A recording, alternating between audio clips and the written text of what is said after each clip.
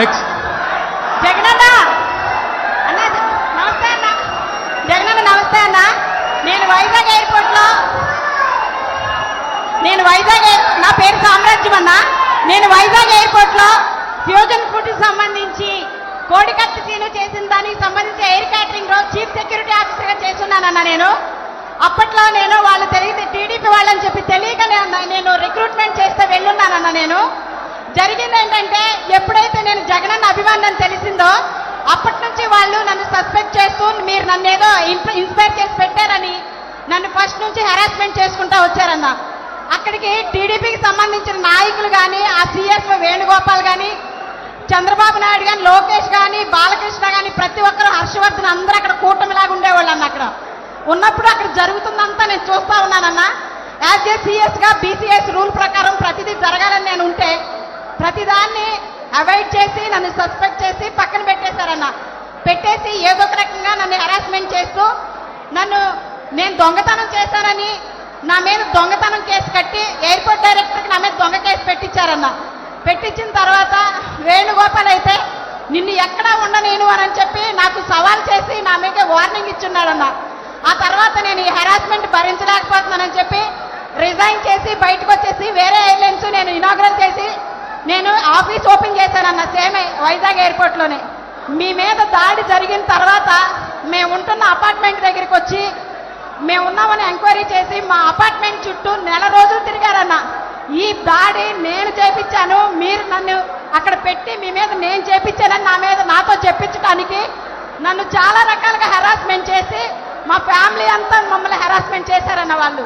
అయినా కూడా మేము ఏంటంటే డిసిప్లిన్ ఉండాలని బయటికి రావడానికి భయపడి పిల్లల్ని తీసుకొని ఫ్యామిలీ అంతా మేము షిఫ్ట్ అయిపోయి వెళ్ళిపోయామన్న రిజైన్ చేసి. కానీ ఎయిర్పోర్ట్లో ఎప్పుడైతే మీ మీద దాడి జరిగిందో అప్పటి నుంచి నేను చేస్తున్న ఆఫీస్ కానీ మొత్తం తీపిచ్చేశారన్న. ఆ తర్వాత వచ్చి అక్కడ జరుగుతున్న ప్రతి మీటింగ్ కూడా నేనేదో మీకు క్యారీ చేస్తానని నన్ను సస్పెక్ట్ చేసి క్యారీ చేస్తున్నట్టుగా వాళ్ళు ఊహించుకొని నన్ను పూర్తిగా ప్రతి మీటింగ్కి అవాయిడ్ చేసి నన్ను పూర్తిగా అక్కడి నుంచి ఆపేశారన్న. ఆ తర్వాత నేను వచ్చేసానన్న. బయటకు వచ్చేసిన తర్వాత నేను మా ఇంటి దగ్గర ఉంటూనే అన్ఎంప్లాయ్మెంట్లోనే ఉన్నానన్న. 5 years నుంచి నాకు ఏ జాబ్ లేకుండా నన్ను హెరాస్మెంట్ చేసి నన్ను ఏ రకంగానే ముందుకు రానిలేదన్న. ప్రతి చోట నా మీద రోబరీ కేసు ఉందని లేకపోతే ఇంకోటి అని కావాలని నా మీద ఇది చేసి ఈ అమ్మాయి వాళ్ళకి కోవర్ట్ అని కూడా నన్ను చాలా హెరాస్ చేసి అన్ని చోట్ల పొల్యూట్ చేసి ఎక్కడా జాబ్ రాకుండా చేశారన్న. అయినా నేనేం బాధపడలేదు. ఆ రోజు నా నుంచి జాబ్ అయితే తీయగలిగారేమో కానీ జగన్ అన్న నా గుండెలో నుంచి మాత్రం తీయలేకపోయారన్న వాళ్ళు ఎవరూ కూడా. ఈ రోజు బోండా ఉమాగాడు చేసిన ఆ పని చూసిన తర్వాత నేను నా ఫ్యామిలీ ఏమైపోయినా పర్లేదని చెప్పి నేను ముందుకు వచ్చేసాను. ఆ రోజు జరిగింది కళ్ళారా ప్రత్యక్ష సాక్షి నేనే. అక్కడ జరుగుతున్న ఒక దరిద్రమైన ఆ కూటమంతా లోపల జరుగుతున్న చీకటి ప్రపంచం అంతా ఐ విట్నెస్ నేనన్నా. ప్రతి ఒక్కరూ చేసిందంతా నా కళ్ళతో నేను చూశాను. కానీ నేను ఏ రోజు నోరిప్పలేదు. ఈసారి మీ మీద దాడి జరిగిన తర్వాత ఇంకా నేను మౌనంగా ఉంటే ఇంకా నేను అసలు నన్ను నేనే ఉపేక్షించుకోలేదన్నా. అందుకే నేను ముందుకు వచ్చి ఈ విషయాన్ని నేను బయటికి చెప్పేశానన్నా. అంతేకాదన్నా, బాండవమ్మ అప్పుడు మీ మీద దాడి చేయించినప్పుడు మీరు బస్సులో బాధపడుతుంటే చూస్తుంటే నా గుండెలు అవిసిపోయినట్టుగా నేను ఇంట్లో పడి ఏడ్చామన్నా. మీకేమన్నా జరిగితే భరించే ఓపిక అయితే మా దగ్గర లేదు.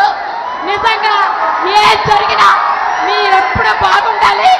మీ కాళ్ళ దగ్గర దరిదాపుల్లో కూడా ఎప్పుడు కూడా మహాకూటమైనా కూడా మీ దగ్గరికి రానియు.